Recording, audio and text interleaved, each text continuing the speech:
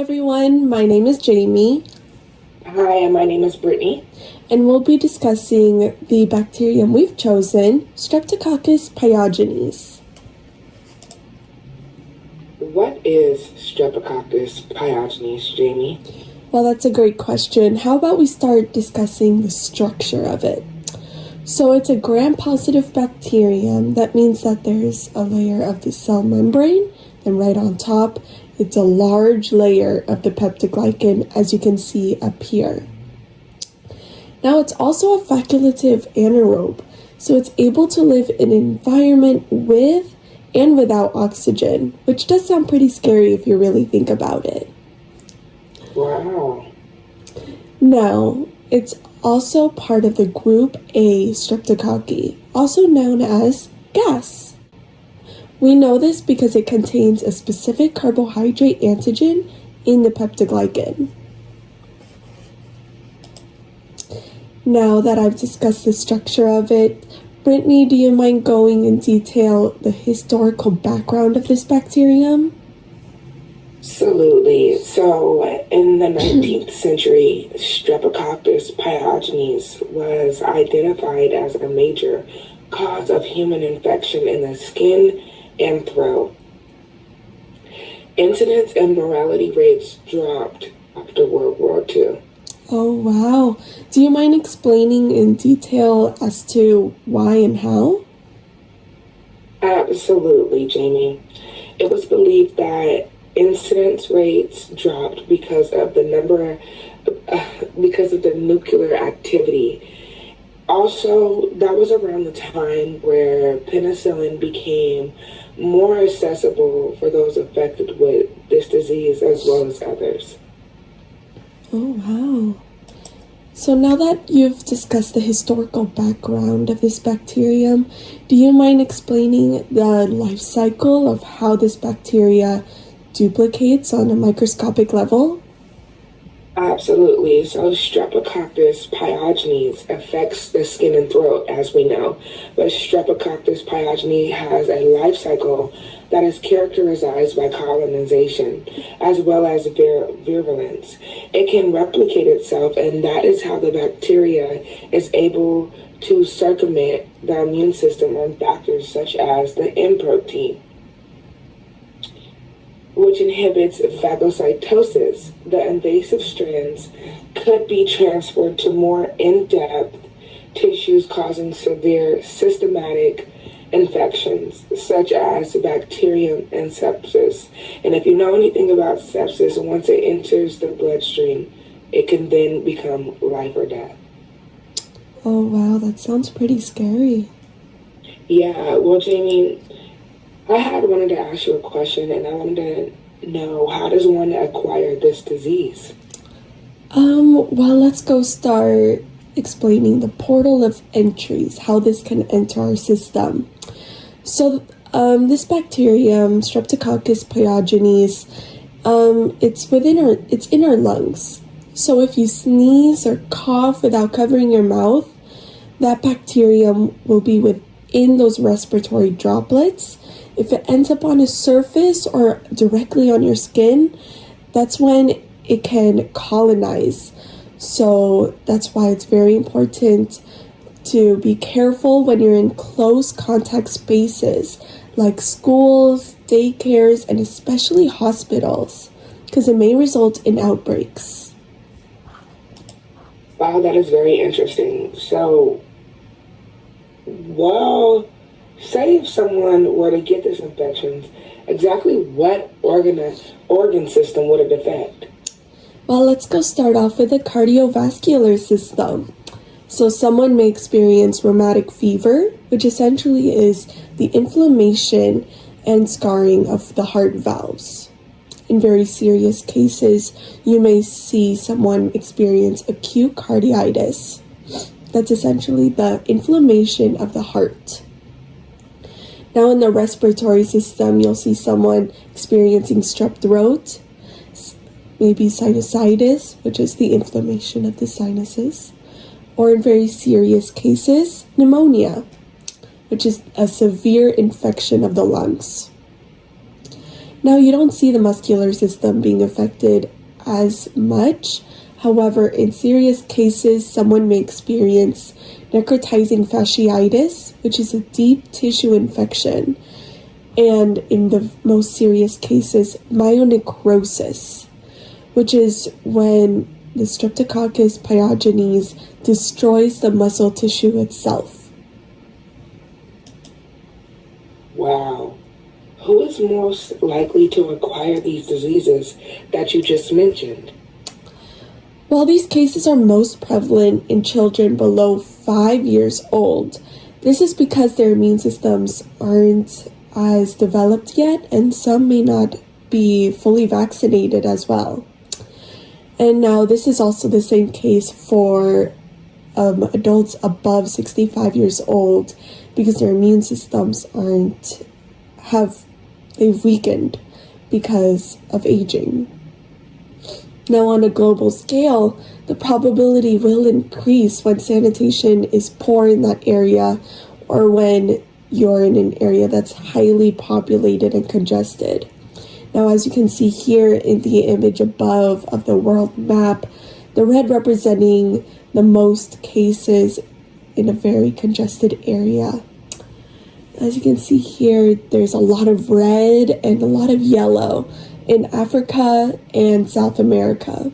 This is because in these areas, sanitation and health supplies, hygienic resources, they're not as available.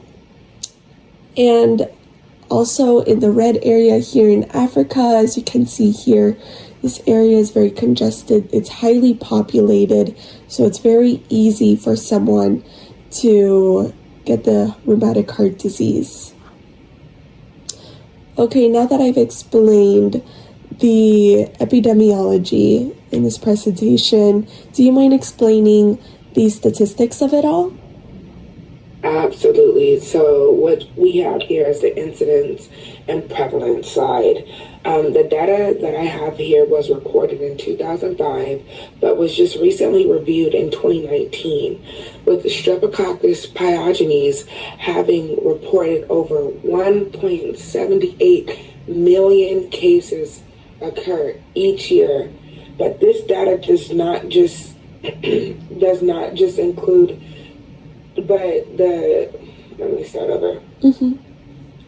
Absolutely. So on this graph that I have here, this data was recorded in 2005, but was recently reviewed in 2019, with Streptococcus pyogenes having a whopping record reported number of 1.78 million incidents a year. Now, that data does not include the Streptococcal pyoderma, which has over 111 million cases each year reported, as well as the streptococcal pharyngitis, which has over 616 million cases each year.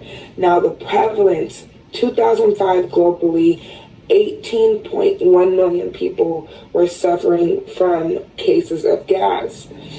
In 2008, Asia reported 1.96 to 2.21 million cases of RHD in children ranging from ages 5 to 14 years old. That's really young when we talk about ages, right? So here I have a graph to the right of me. This graph shows the percentage and numbers of the cases for various infections caused by this pathogen alone. Now that's pretty steep. Oh, wow. So thank you so much for explaining the morbidity rates, the incidence and prevalence. Do you mind going into the mortality rates now? Absolutely. So as you said before, the morbidity rates are more prevalent within the elder community. According to this graph, we can also say the same thing about the mortality rates as well. So non-invasive diseases such as strep throat and impetigo have a 10 to 30% mortality rate. Invasive diseases such as necrotizing fasciitis and toxic shock syndrome have up to 70% mortality rate. Over 1,100 to 1,600 deaths are reported yearly. Now, Jamie, these numbers are high. So what are some ways to catch it early so we don't have any mortality rates? Or lesser, we're able to lesser it down just a little bit. Well, that's a great question, Brittany. These numbers do look very high. First of all, we should be aware of the symptoms that can happen to you if you do have any of the diseases we've discussed before. Now, for non-invasive infections, someone may experience sore throat, fever, strep throat, and maybe even red sores and honey-colored crusts in the pego, as you can see in the image over there. Wow. Now, for invasive infections, like necrotizing fasciitis or toxic shock syndrome, someone may experience rapid tissue destruction, fever, shock, or maybe in the worst case scenario, organ failure.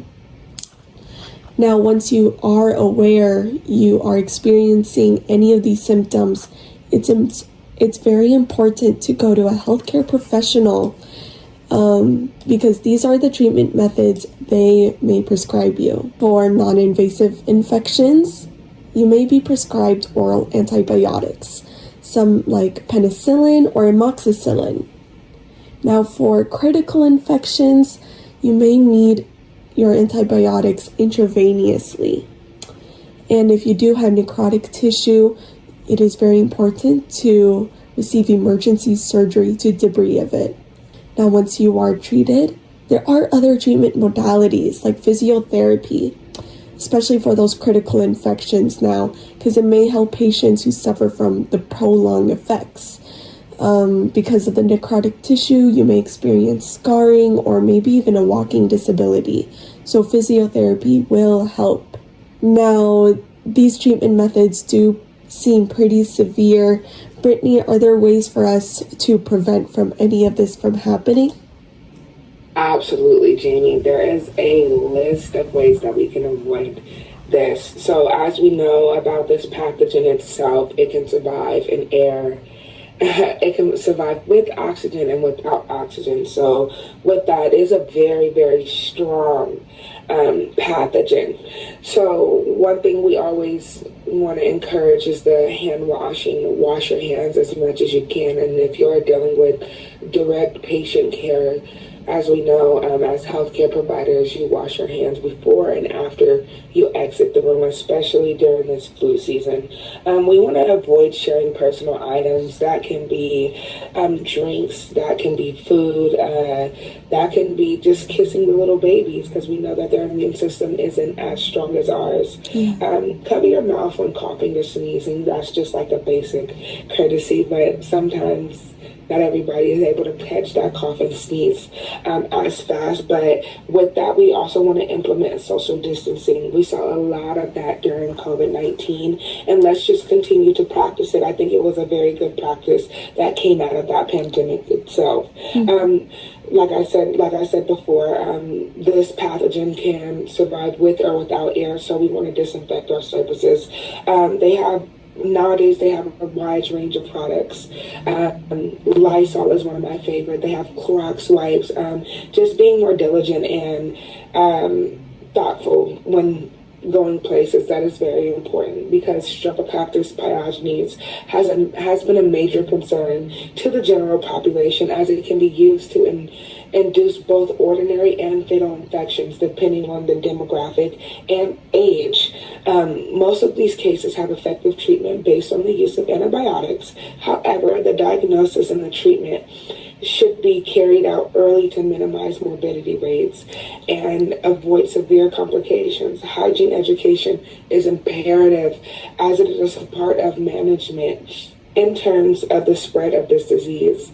So that concludes my part of it. I'm going to give it back to you, Jamie. So thank you so much for watching our presentation. We hope you learned something from it. Have a nice rest of your day.